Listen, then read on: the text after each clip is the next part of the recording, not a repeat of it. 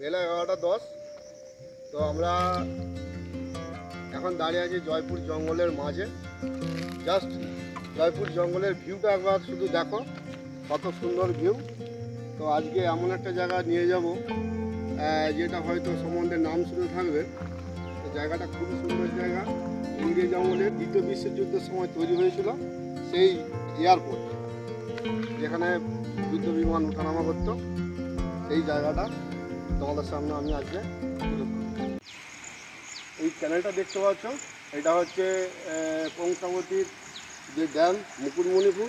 তো কংসাবতীর ড্যাম থেকে যখন জল ছাড়ে এটার মধ্যে জল আসে।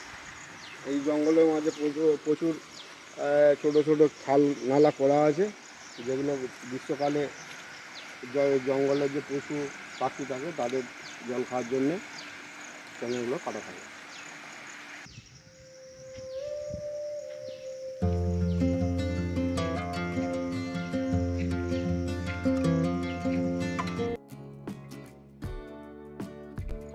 দিনটা ছিল 12 জুলাই 2025। জয়পুর ফরেস্ট, বাঁকুড়া, কলকাতা থেকে 140 কিমি দূরে মাত্র। জয়পুর জঙ্গল মূলত শাল, পলাশ, মহুয়া, নিম এবং সেগুন গাছের ঘন জঙ্গলে ঢাকা।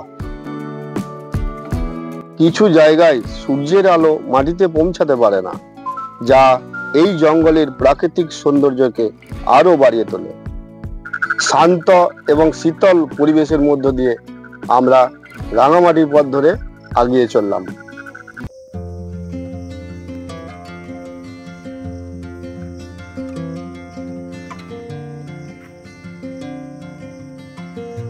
গভীর জঙ্গলের মধ্যে দাঁড়িয়ে আছি।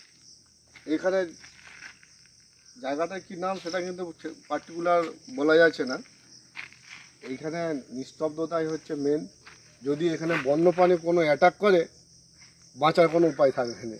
অতএব তাড়াতাড়ি এখান থেকে আমাদেরকে বেরিয়ে যেতে হবে।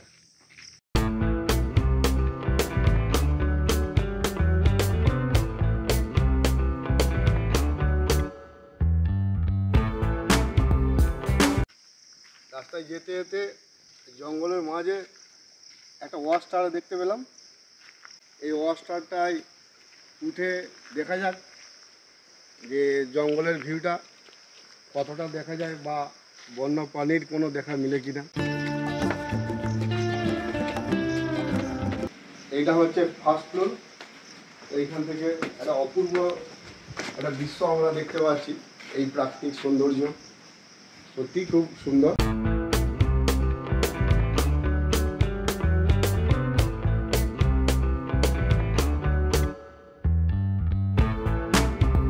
ভুলে যাচ্ছি, মানে এত সুন্দর একটা প্রাকৃতিক ভিউ যে পাবো এইখানটায় এসে।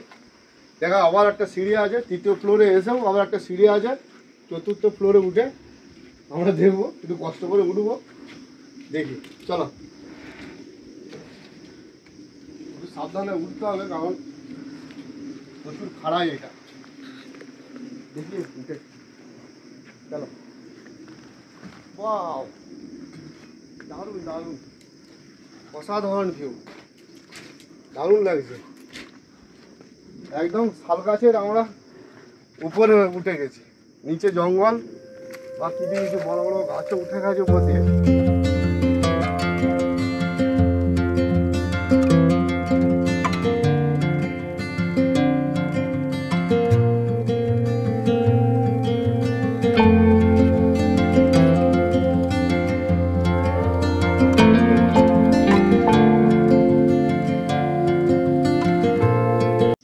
তো আমরা ওয়াস্টার থেকে এই নামলাম।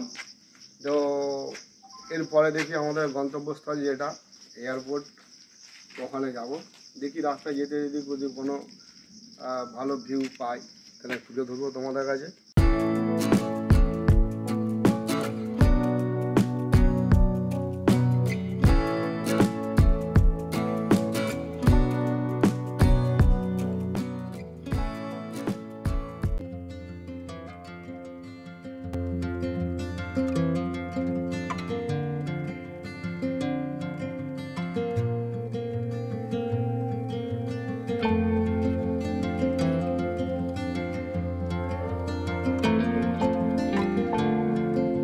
এই মুহূর্তে বাসুদেবপুর পৌঁছে গেছি।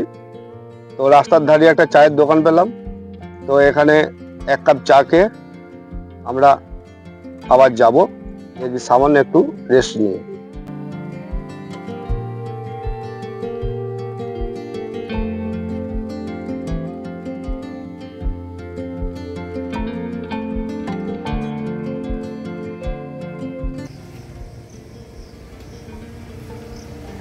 ফাইনালি আমরা বাসুদেবপুর ঢুকে গেছি, যেটা স্থানীয় ভাষায় এখানে চাতাল বলে। এর সামনে হয়তো আর হাফ কিলোমিটার যাওয়ার পর দেখতে পাচ্ছ এই সেই প্রায় 200 বছর আগের ঢালাই, প্রায় ভগ্ন অবস্থা, একদম রাস্তার অবস্থা একদম খুব খারাপ হয়েছে, গিটি উঠে গেছে।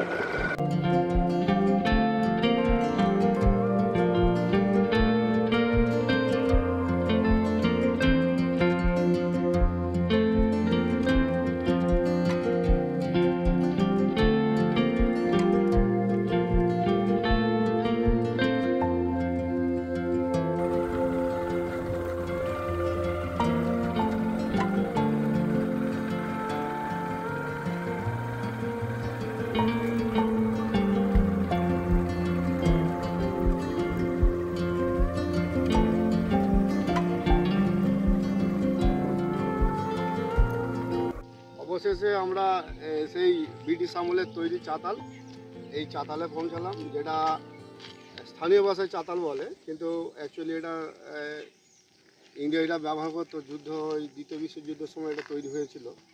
তো বিস্তীর্ণ এলাকা জুড়ে আছে। দেখো এই ঢালাই হচ্ছে 200 বছর আগের ঢালাই।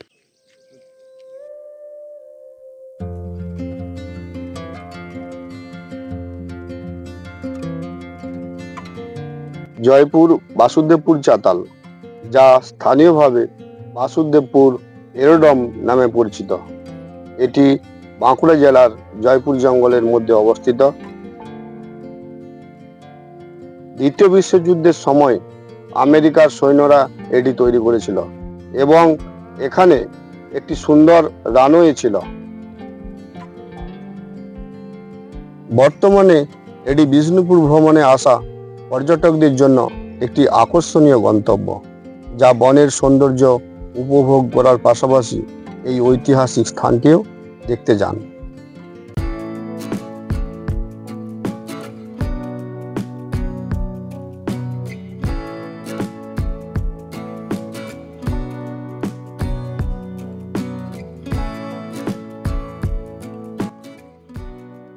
ওই ধার থেকে শুরু করে এই ধার থেকে আসতে মোটর বাইকে 25 থেকে 30 স্পিডে আসতে আমাদের টাইম লাগলো প্রায় 4.5 থেকে 5 মিনিট। তো এইদিকে আরও আছে, কিন্তু এইদিকের গাছ জঙ্গলে ভরে গেছে, কিন্তু রাস্তাটা যাওয়া যাচ্ছে না, তাই এখানেই আমাদেরকে স্টপ করতে হলো। তো এখানে ভিডিওটা শেষ করছি, আর ভিডিও বাড়াচ্ছি না। তো ভিডিওটা যদি ভালো লাগে একটা লাইক, একটা কমেন্ট দিয়ে পাশে থাকবে। আজকের মতো এই ভিডিও শেষ করছি। টাটা।